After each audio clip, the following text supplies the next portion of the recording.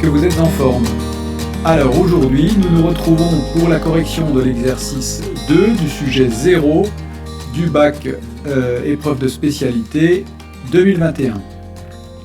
Si vous n'avez pas le sujet, je vous rappelle comme la dernière fois que vous pouvez le trouver en lien sous la vidéo. Je vous conseille de mettre cette vidéo en pause, de chercher l'exercice 2 et de regarder la vidéo une fois que vous aurez fait le sujet. Évidemment, si vous en avez le temps et le courage.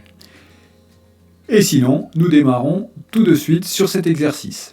Alors donc, comme vous pouvez le voir, il s'agit d'un exercice de géométrie qui se base sur un cube ABCD EFGH de côté 1. On nous donne des caractéristiques de points et on nous dit que l'on se place dans un repère A, AB, AD, AE. Première question, par lecture graphique, donnez les coordonnées des points I et J. Alors, première question, petit 1. On ne va pas seulement donner les coordonnées des points I et J, on va donner les coordonnées des points principaux pour cet exercice. Et puis, pour être sûr que vous compreniez bien ce principe de coordonnées. Le point A, qui est l'origine du repère, a pour coordonnées 3 zéros. Le point B, qui correspond au premier vecteur du repère, a pour coordonnées 1, 0, 0. Le point D, qui correspond au deuxième vecteur de ce repère, a pour coordonnées 0, 1, 0. Et enfin, le point E, qui correspond au troisième vecteur, 0, 0, 1. Je pense que vous serez d'accord avec ça. En tout cas, si vous n'êtes pas d'accord, il faut que vous regardiez pour bien comprendre ce principe et pour comprendre la suite des calculs que nous allons faire. Alors, de quel point nous allons avoir besoin dans cet exercice? On nous dit le point D, le point B, c'est fait. Le point G. Alors, pour aller de A à G, je me déplace selon AB, puis selon AD, c'est-à-dire selon BC, puis selon AE, c'est-à-dire selon CG. Donc, les coordonnées de G, c'est 1, 1 et 1. Nous allons avoir besoin également des points I et J. Alors, le point I, qu'est-ce que c'est? C'est le milieu du segment EF. Donc, pour aller de A à I, qu'est-ce que je dois faire? Je dois me déplacer de la moitié de AB, c'est-à-dire 1 demi. Ensuite, selon AD, je ne dois pas me déplacer, donc 0. Et puis, selon AE, je dois monter de 1. Donc 1 demi, 0, 1. Et puis le point J. Alors J est le symétrique de E par rapport à F, c'est-à-dire que EJ correspond à 2 AB, c'est-à-dire donc 2 en première coordonnée. Selon AD, je ne me déplace pas, 0, et puis je me déplace selon AE, 1. Voici pour les coordonnées donc des points I et J. Petit b. En déduire les coordonnées des vecteurs DJ, BI et BG. Alors, pour le vecteur DJ, je vais les noter en colonne. Je vous rappelle que pour les coordonnées d'un vecteur, c'est les coordonnées du point de départ, d'arrivée moins les coordonnées du point de départ. Donc 2, 0, 1, moins les coordonnées de D, c'est-à-dire 0, 1, 0.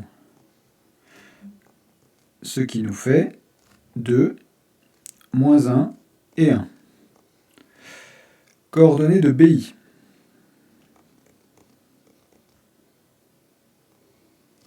Même chose, point d'arrivée, 1 demi, 0, 1. Point de départ, B, 1, 0, 0. Ce qui nous fait moins 1 demi, 0, 1.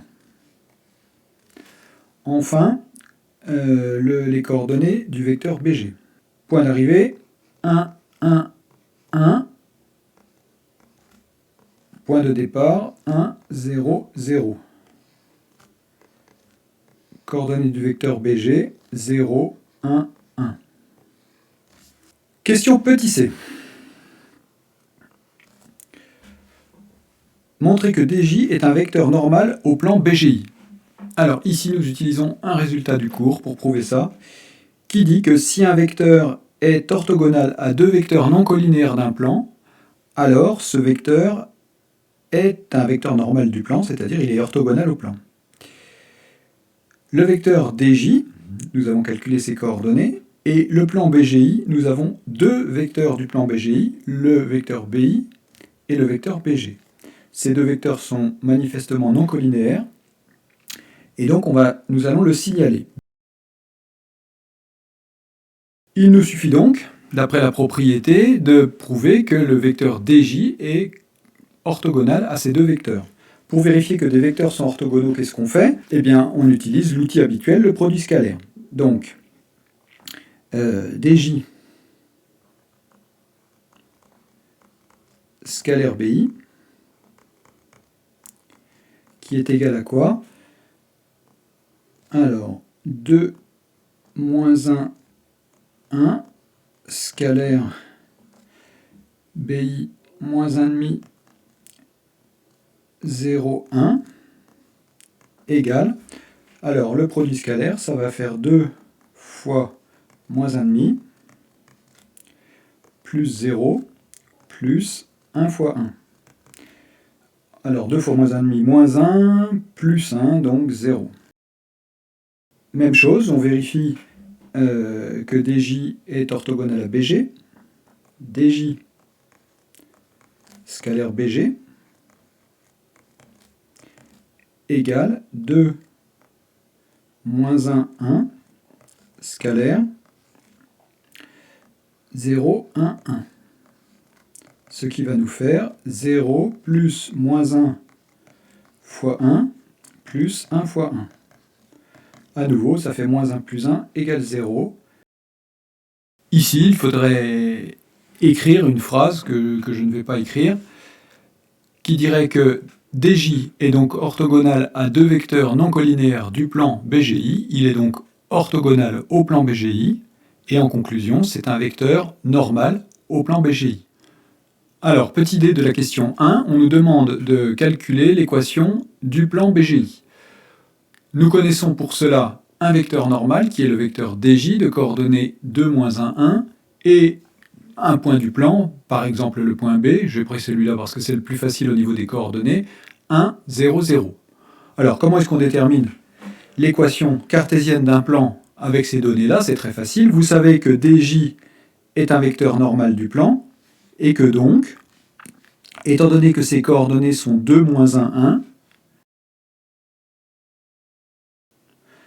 l'équation cartésienne du plan a la forme 2x moins 1 y plus 1 z plus d égale 0. Ça, c'est un résultat du cours. Et puis, il nous reste à trouver la valeur de d. Alors, pour trouver la valeur de d, on va utiliser un des points du plan, c'est-à-dire ici le point B. On remplace les coordonnées du point B dans cette équation, et on sait que comme le point B appartient au plan, eh bien, il vérifie l'équation. Donc, 2 fois 1 moins 1 fois 0 plus 1 fois 0 plus d est égal à 0, ce qui est équivalent à d est égal à moins 2. D'où l'équation de BGI. Alors, d'où une équation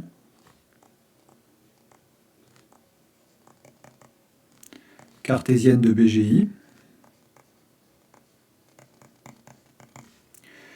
2x moins y plus z moins 2 égale 0. Alors en fait, cette équation nous était donnée, mais on vérifie qu'on a bien retrouvé la même équation.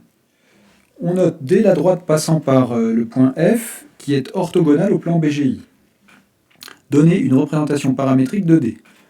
Alors ici, ça va être très simple. Pourquoi? Parce que le vecteur DJ est un vecteur normal au plan, et que comme la droite D est orthogonale au plan, eh bien DJ est un vecteur directeur de cette droite.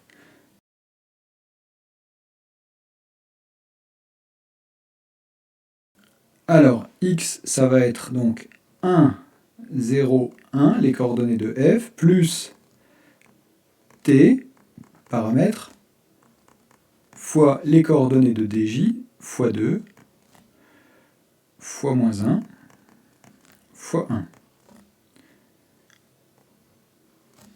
Équivalent à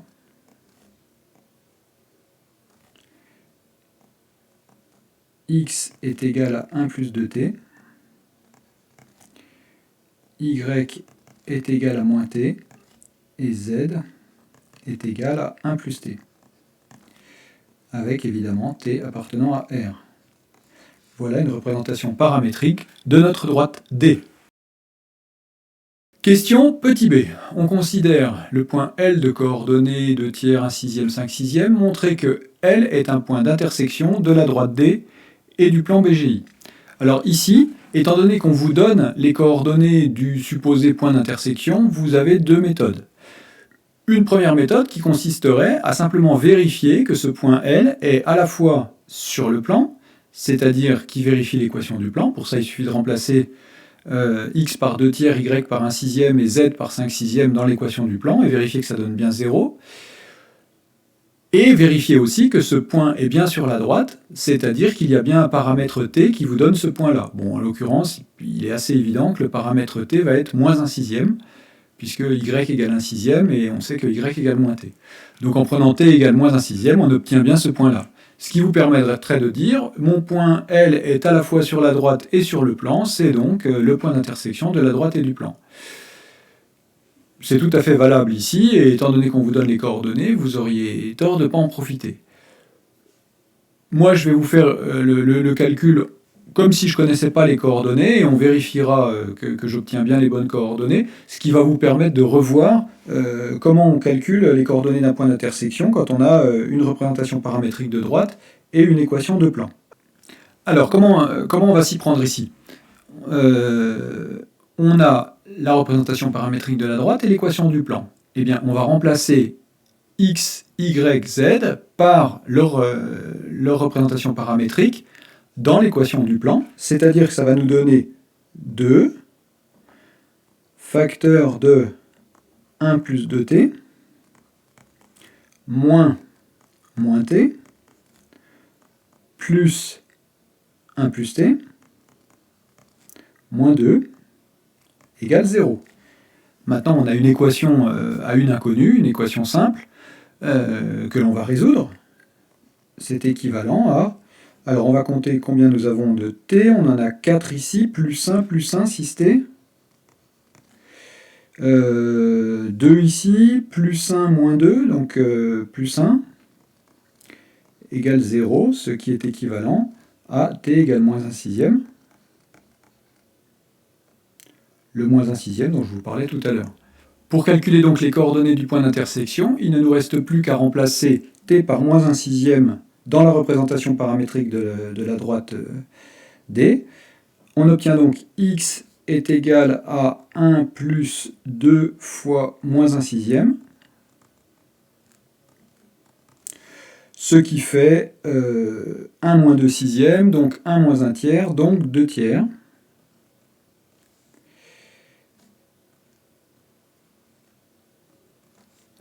Y est égal à moins t, donc moins 1 sixième, c'est-à-dire 1 sixième. Et puis z est égal à 1 plus t, donc 1 plus moins 1 sixième, ce qui fait 1 moins 1 sixième, donc 5 sixièmes. Est le point d'intersection de la droite D et du plan BGI. Voilà pour cette question 2. Passons à la question 3. Alors, dernière question de cet exercice 2. On rappelle que le volume V d'une pyramide est donné par la formule 1 tiers de R de la base fois la hauteur. Vous avez vu cette formule quand vous étiez au collège, en 4e normalement. On nous demande de calculer le volume de la pyramide et d'en déduire l'aire du triangle BGI. Alors, j'ai repris la figure ici. Je trace la pyramide.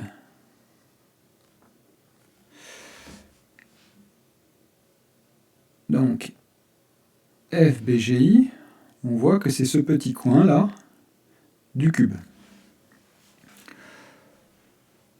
Pour calculer ce volume, il faut donc qu'on choisisse une base dont on peut calculer la surface et une hauteur que l'on connaît. On peut choisir en fait n'importe quelle face, sauf la face BGI. Alors pourquoi pas la face BGI? C'est justement l'aire de cette face qu'on veut calculer dans la question suivante, justement en utilisant le volume qu'on va trouver dans cette question-là. Donc pour calculer ce volume, on va choisir une base, par exemple le triangle BFG.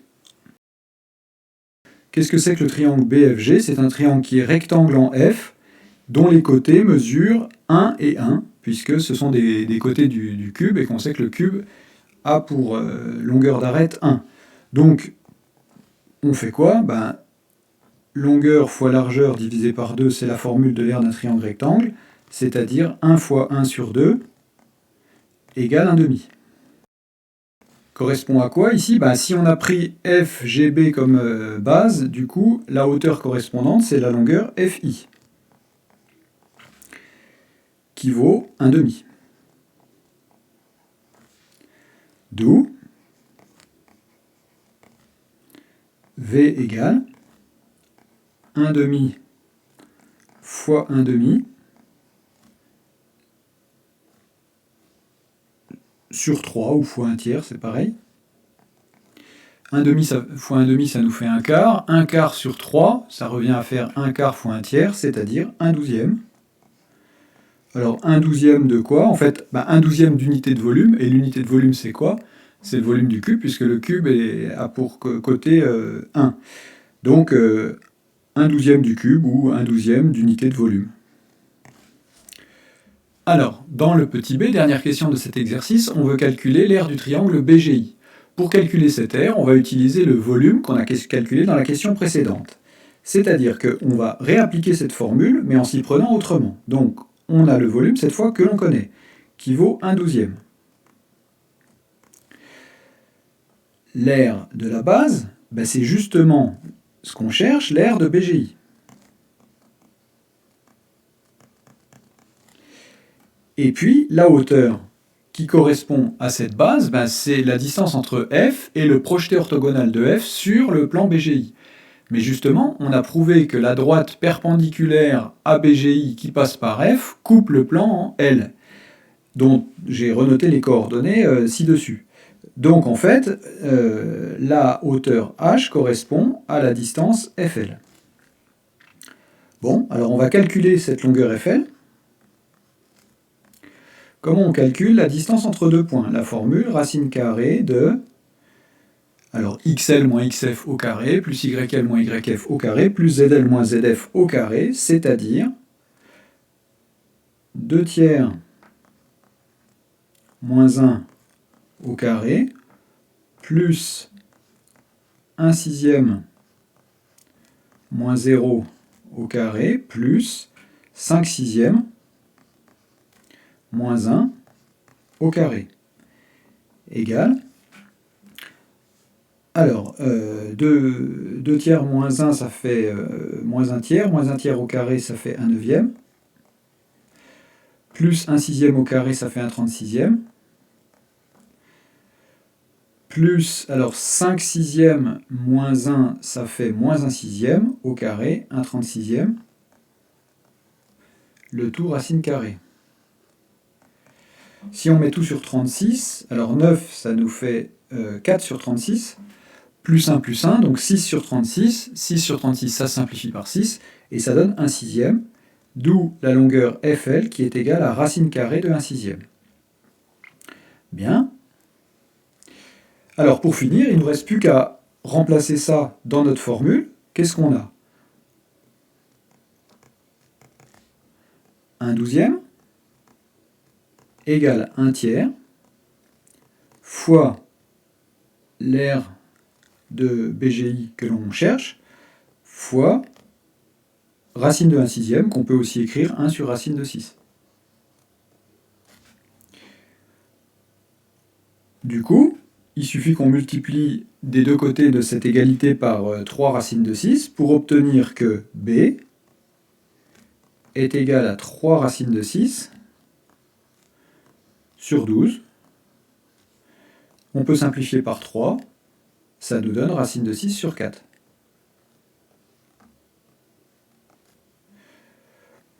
On pourrait continuer à simplifier par racine de 2, mais ça n'a pas grand intérêt ici. Et donc on va rester avec b égale racine de 6 sur 4, c'est-à-dire que R de BGI égale racine de 6 sur 4, unité d'air. Vous pouvez éventuellement, si vous voulez, avec la calculatrice, calculer une valeur approchée de ce résultat, que vous pourrez écrire éventuellement sur votre copie. Voilà. Alors c'est tout pour aujourd'hui, l'exercice 2 est terminé. On se retrouve très vite pour l'exercice 3. En attendant, portez-vous bien. À très bientôt. Salut à tous.